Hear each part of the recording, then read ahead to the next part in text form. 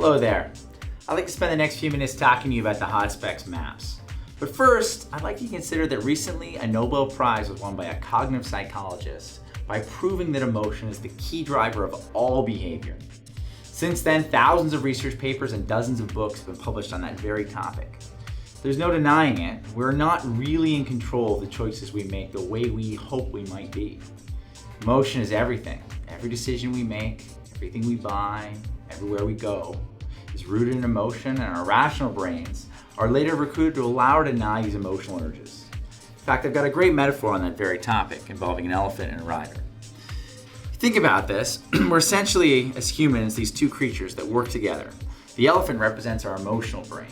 It's based on urges, searching out dopamine, driving to things that give pleasure, and trying to stay away from things that cause stress and fear. But we also have a rational brain as well too, represented here by the rider, which sits on top of the elephant. And so the way we go into any situation is our elephant sees things that it likes. Premium brands, foods, dessert, you name it. Anything we're interested in, our elephant has drawn us into being interested into it.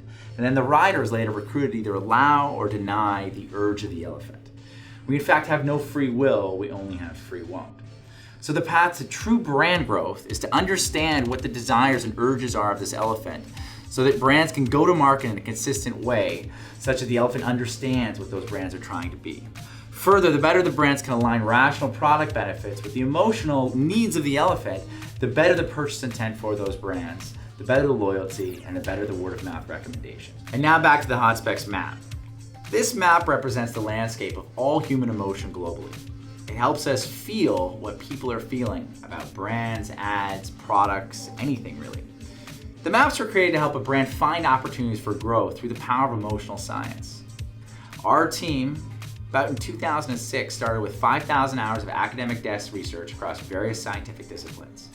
We then undertook a very extensive R&D process involving dozens of surveys with over 800,000 consumers and advanced PhD level statistics to build this map. We narrowed down over 5,000 emotional words into 88 distinct emotions, which are able to predict human behavior, including buying behavior, with a 0.88 correlation. It's an increase of over 24% versus measuring just rational factors alone. And why is this? Well, people don't really know why they buy the things they buy, and it's hard to ask them what they will do and get an accurate prediction. If, however, we measure through this map how they feel about a brand or a product, we can be significantly more predictive of the choices they're actually going to make. Now, I'd like to show you the map. You can see it's divided into various zones, and the way we came up with these zones was, again, through looking at 5,000 different emotions and narrowing them down to the 88 that we use to actually predict behavior. So you see here in the center of the map, we have what we call our core emotions. These are what we found are most predictive of whether someone's going to buy, become loyal, and have word of mouth for something. As you get away from the core and into different sectors of the map, for example, say in the interesting zone over here, you end up in sort of more dopamine-related emotions such as turned on, excited, alive, fascinated, amazed. If, however, you go too far away from the core, you end up in negative territory. Now, these negative emotions are 3 times more powerful than positive emotions. So what every great brand must do is fire powerfully on the core, pick a zone or two to differentiate in, which we call its right space, and avoid those negative emotions.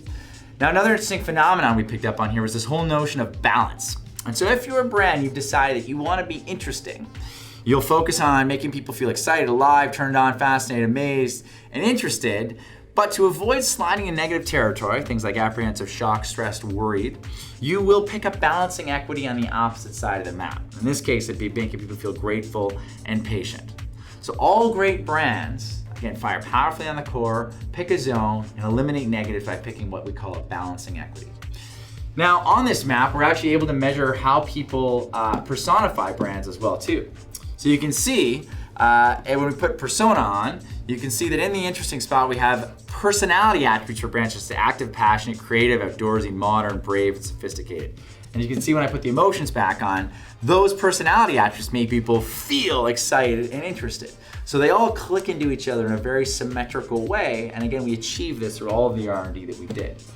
Now, thinking about personality, we can start to look how different brands make people feel. How about Amazon.com? Very strong brand, almost no negatives. Bright, hot core, high percentages, 70, 80, 90% of people saying it's reliable, easygoing, cool, optimistic, inspiring, and pulling into the interesting and inspiring zones as well too, with very little negatives around the outside. Now let's look at an airline, for example, and you'll imagine we'll see quite a different picture. So you can see some of the heat is lost from the core, and we start to see many, many more negatives start to reveal themselves. It's just sort of indicative of how airline travel could be. So if a brand has decided that inspiring, for example, is its right space, it knows how it wants to make people feel alert, motivated, inspired, and optimistic.